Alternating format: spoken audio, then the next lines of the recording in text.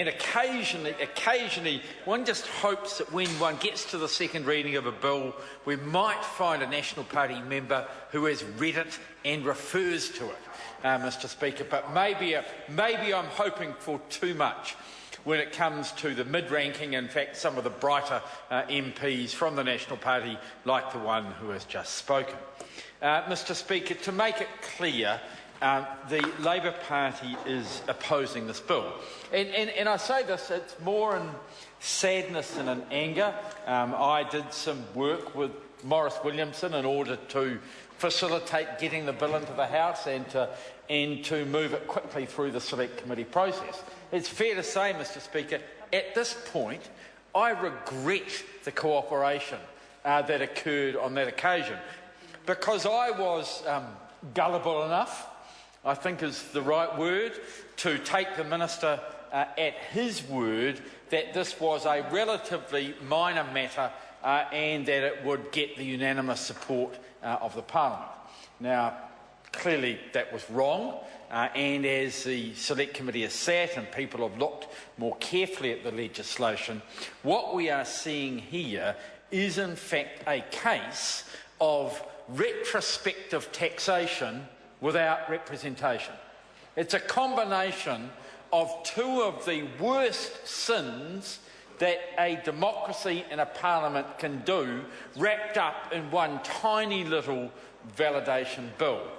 And I say to the Minister that it's pretty sad that he is trying to ram this through in the way that he is, in the dead of night, as he is wont to do with his legislation. And what we know, of course, with this Minister and a number of his colleagues, it is a case of legislate in haste and repent over a long period of time.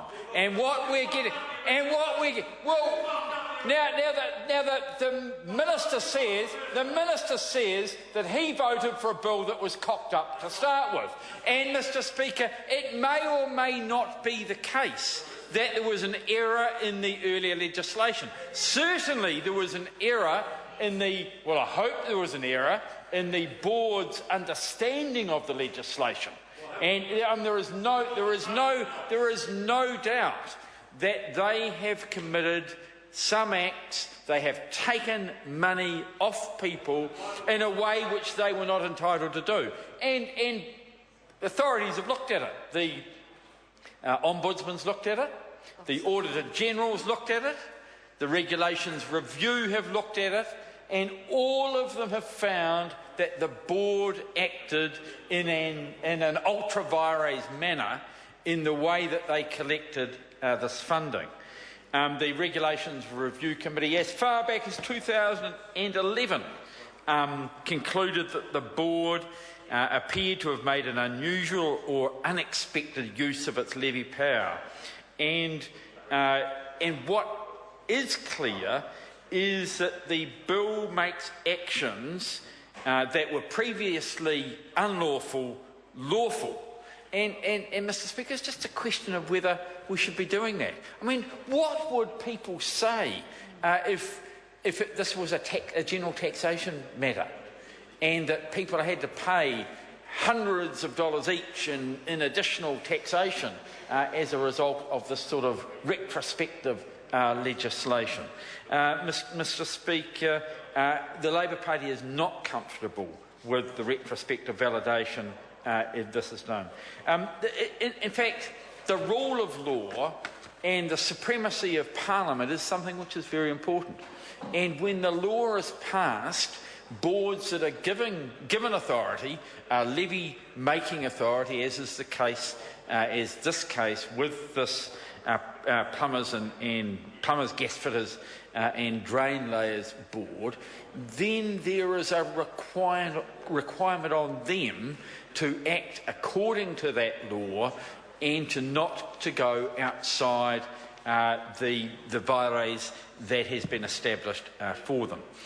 Retrospective legislation is something that should be used in very limited circumstances, and one should be very careful not to disadvantage individuals or groups of individuals when one is involved in retrospective legislation.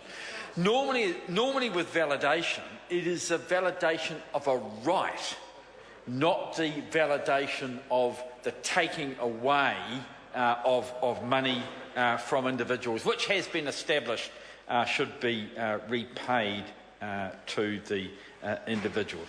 And Mr. Speaker, what's more, these people have spent not an unreasonable amount of money in establishing their rights. You know, it's not cheap to build cases to the Auditor General, to the Ombudsman and to the Regulations Review Committee.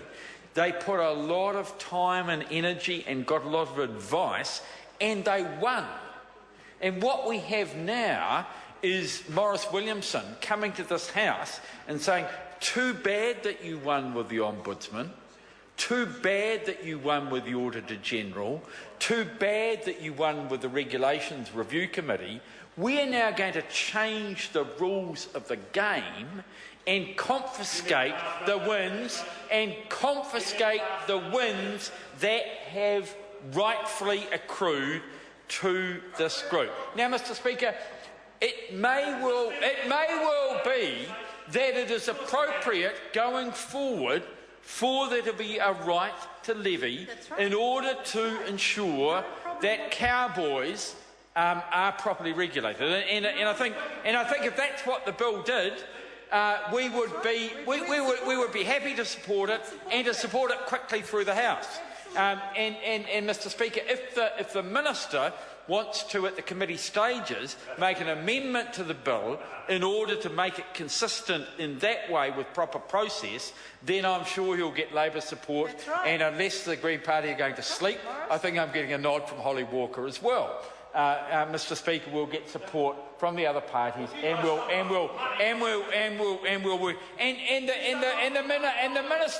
minister says, what about the money? Well, I say to that minister, is it the right of Parliament to confiscate money from individuals who are rightfully entitled to it on a retrospective basis? Is it right to retrospectively tax individuals when they have won their case effectively in 3 different authorities? And Mr. Speaker, my view is that that is not an appropriate thing to do.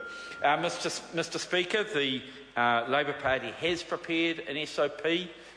Whether the SOP goes far enough, I'm not sure. You know, there's been a bit of debate about this within the Labor caucus, but it is an SOP which attempts to get a point of balance and to force an agreement between the warring parties in this area, but in the absence of an agreement, to get the Chief Ombudsman to make a ruling which would be binding as far as the level of payment is concerned. And Mr. Speaker, we think that is a proper approach because the Labor Party's view is that if one is to tax, it should be done prospectively and not retrospectively. And Mr. Speaker, that validating legislation should be used to benefit or to protect individuals, not to punish them. Call Paul Goldsmith. Thank you, Mr. Speaker. And